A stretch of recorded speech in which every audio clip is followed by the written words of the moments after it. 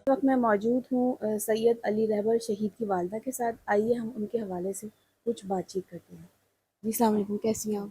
अल्हम्दुलिल्लाह। तो कैसा होना है हमें?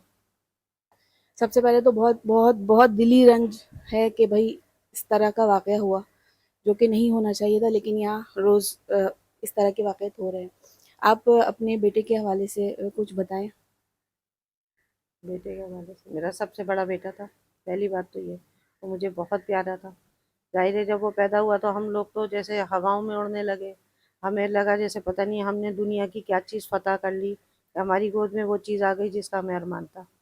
फिर कितने अरमानों से पाला मैंने उसको। उसके बाद मेरे 5 बच्चे हुए, लेकिन वो सबको पालता रहा और मैं उसी को पालती रही। क्यों, जितने भी बच्चे थे सब उसी के हाथ के हैं मेरे, ज़ाहिर पले हुए। सब में वही नज़र आता है। अपनी सब बात सब अपने बच्चों में, अपने भाइयों में, अपनी बहनों में। वो कहता ये था, मेरी मेरी जो जान है मेरे भाई हैं।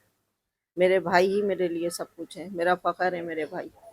ज़ाहिर है, भाइयों को ही छोड़ के चला गया। और छोड़ के नहीं, कल रात को इतना खेला है बच्चों के साथ, इतना खेला है अपने छोटे भाइयों के बच्चों के साथ, अपने बच्चों के साथ, अपने बहन भाइयों को मेरे साथ हाथ पे हाथ मार मार के ऐसे बात करता, अम्मी यूँ करके, इस तरीके से।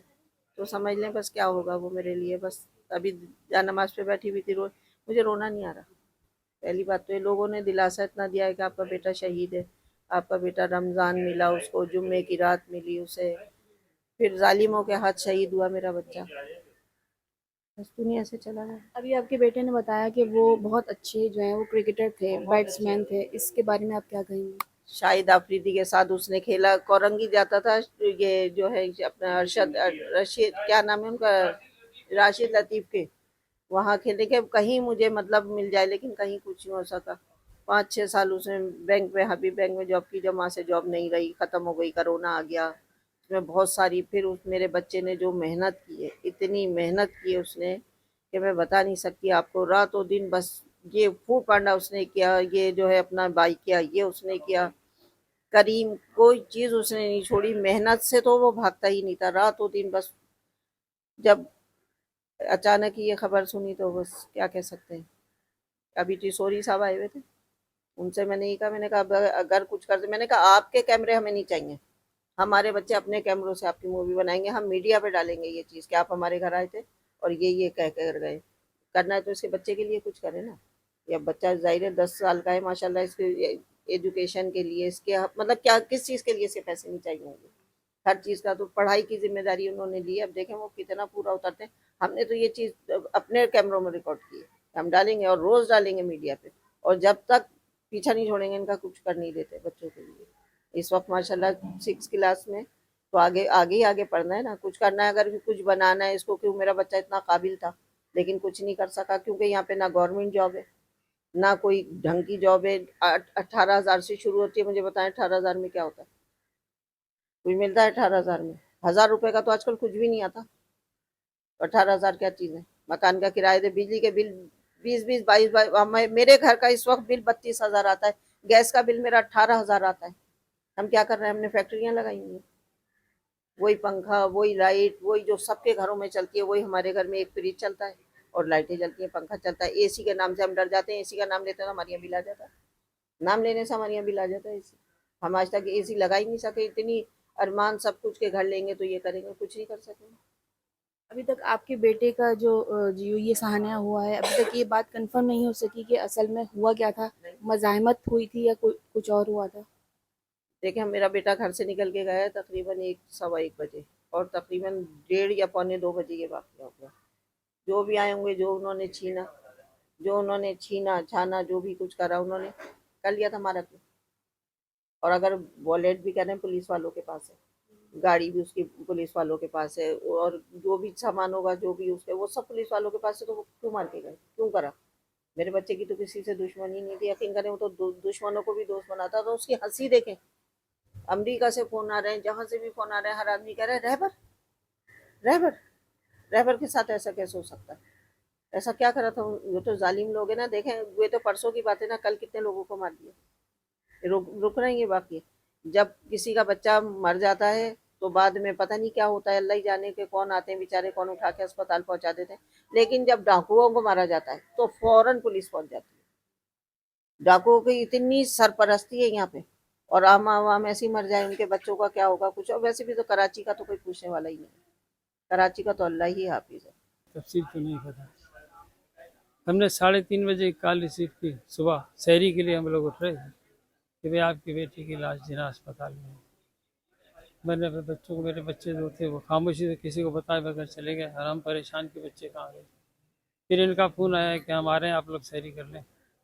लेकिन शहरी किसी का खाने को जी नहीं चाह रहा था। शहरी नहीं किया, हम बगैर शहरी के थे कि जब इत्तला मिली कि बेटा हमारा जो है वो शहीद कर दिया गया है, कातिलों ने शहीद कर दिया गया है, और उसकी कोई रीज़न, कोई वजह समझ में नहीं आ रही। ये भी पता चला कि उसको गोली मारने वाला डाकू, उसको मार दिया गया, लोगों ने मार दिया, पुलिस ने मार दिया, किसने मार दिया। बहरहाल एक डाकू कत्ल हो गया और एक डाकू जो है वो भाग गया, तो ये, और एक शायद जख्मी भी हुआ है।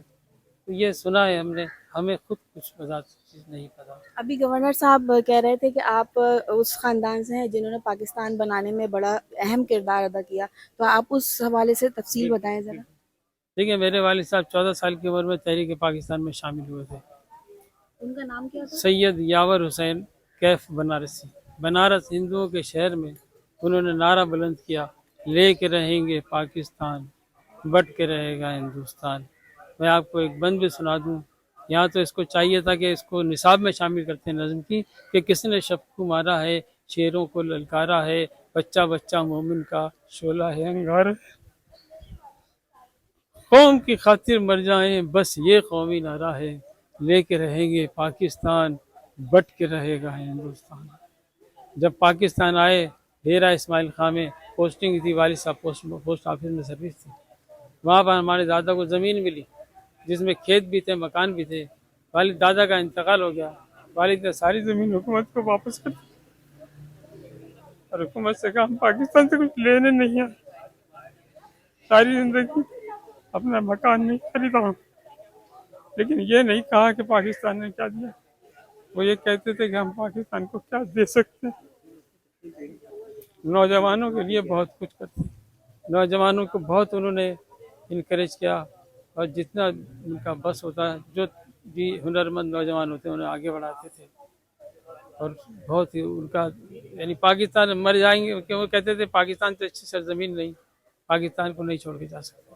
आपकी बेटी की फैमिली जो है वो मैरिड थे, उनके कितने हाँ, वो बच्चे थे? ये मेरे 5 बेटों में सबसे बड़ा बेटा था, 38 साल उम्र थी, 2 बेटे और 1 बेटी है इसकी। और बेटा, बड़ा बेटा जो है 5वीं में पढ़ रहा है, बाकी 2 बच्चे अभी घर पे हैं। और तालीम के लिए बस परेशान था, वो फीस के लिए उससे बड़ी परेशानी होती थी, आमदनी इतनी नहीं थी। उनकी वालिदा से बात कर सकते हैं?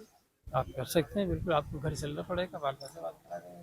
चलिए, बहुत यावर जी, आप अपने बाबा के बारे में बताएं। मेरे बाबा मेरे चाचा ने भी बताया बहुत अच्छे क्रिकेटर थे। उसके अलावा पर्सनली मेरे बेस्ट फ्रेंड थे। वो बेस्ट फ्रेंड इसलिए थे कि मैं जो भी बनना चाहता था उन्होंने खुला बोल दिया था कि जो तुम्हें बनना है तुम बन सकते हो। वो ये नहीं कहते थे तुम पायलट बनो, इंजीनियर बनो, या उनकी मेरे ऊपर कोई सख्ती नहीं थी कि तुम मैंने जो बोला है बस वही करो। वो मुझे मारते भी नहीं थे, ना उनकी ऊंची आवाज़ में बात करते थे मुझसे। वो बिल्कुल सख्ती नहीं करते थे मुझसे।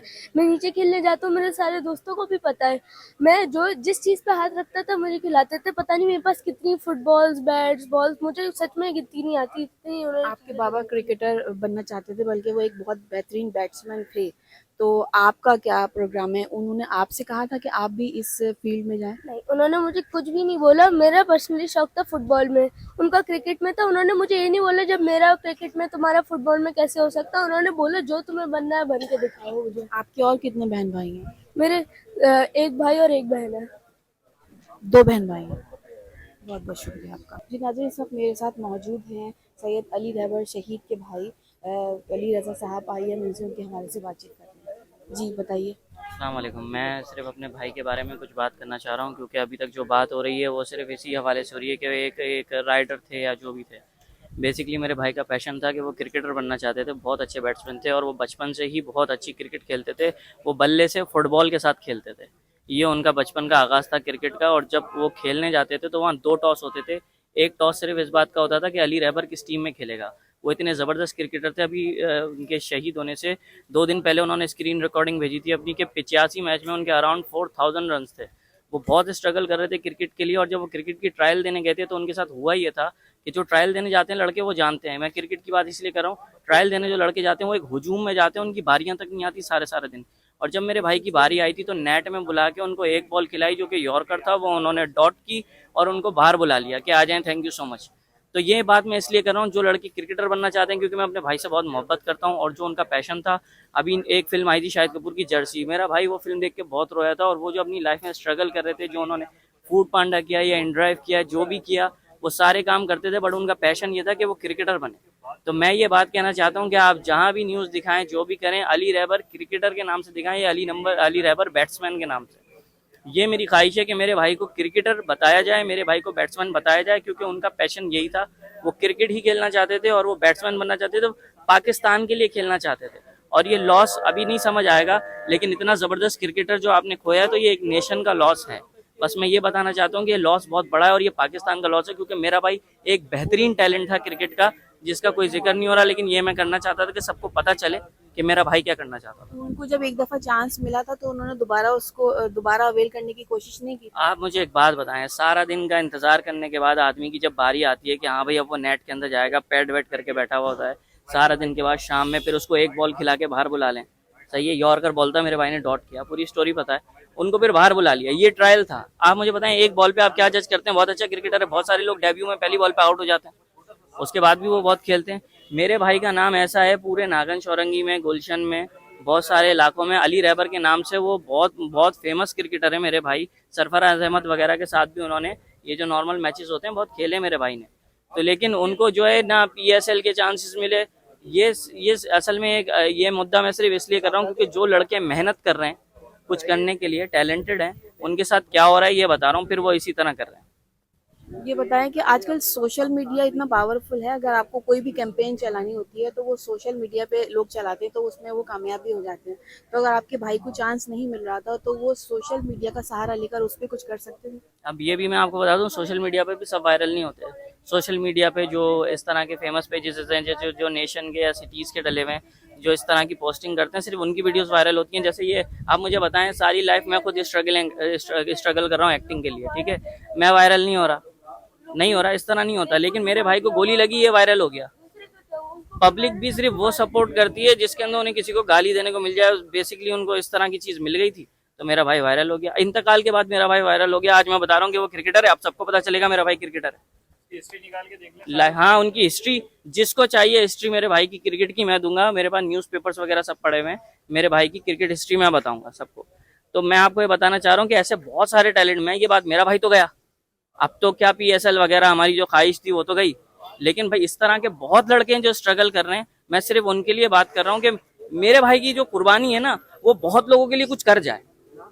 ऐसा ना हो कि बस एक लड़का मरा था, नहीं, वो एक लड़का नहीं था, वो अली रहबर क्रिकेटर था, अली रहबर बैट्समैन था, वो बेहतरीन बैट्समैन था मेरा भाई। मेरे भाई जैसा मैंने बैट्समैन नहीं देखा अपनी लाइफ में, और जो जानते हैं मेरे भाई को वो जानते हैं मेरा भाई कैसा क्रिकेटर था। जी नाज़रीन, जैसा कि आपने देखा, इस वक्त हम मौजूद थे अली रहबर शहीद के घर में, जो कि एक अफसोसनाक वाक़े में शहीद कर दिया गया। एक और ज़िंदगी के चिराग को गुल कर दिया गया, एक और माँ के बेटे को शहीद कर दिया गया, एक और माँ के लख्त जिगर को शहीद कर दिया गया। न जाने ऐसे कितने और वाक़यात रोनुमा होते रहेंगे और माएँ इस तरह अपने बेटों को ज़मीन दरगोर करती रहेंगी। खुदारा ज़िम्मेदारान से गुजारिश है कि वो इस हवाले से कुछ इक़दामात करें कि ऐसी और माएँ, मज़ीद माएँ अपने बेटों को ना खो पाएँ। हमारे मुल्क में ऐसे हालात बर्पा कर दिए गए हैं कि लोग छीना झपटी करते हैं, और छीना झपटी और मज़ामत के दौरान बहुत सारे लड़कों को शहीद कर दिया जाता है। हमारी ज़िम्मेदारान से गुजारिश है कि इन वाक़यात की रोकथाम करने के लिए फौरी इक़दामात किए जाएँ। मैं हूँ सबा आज़मी, देखते रहिए इबरत न्यूज़। मिलते हैं फिर किसी नई वीडियो के साथ, तब तक के लिए अल्लाह हाफ़िज़।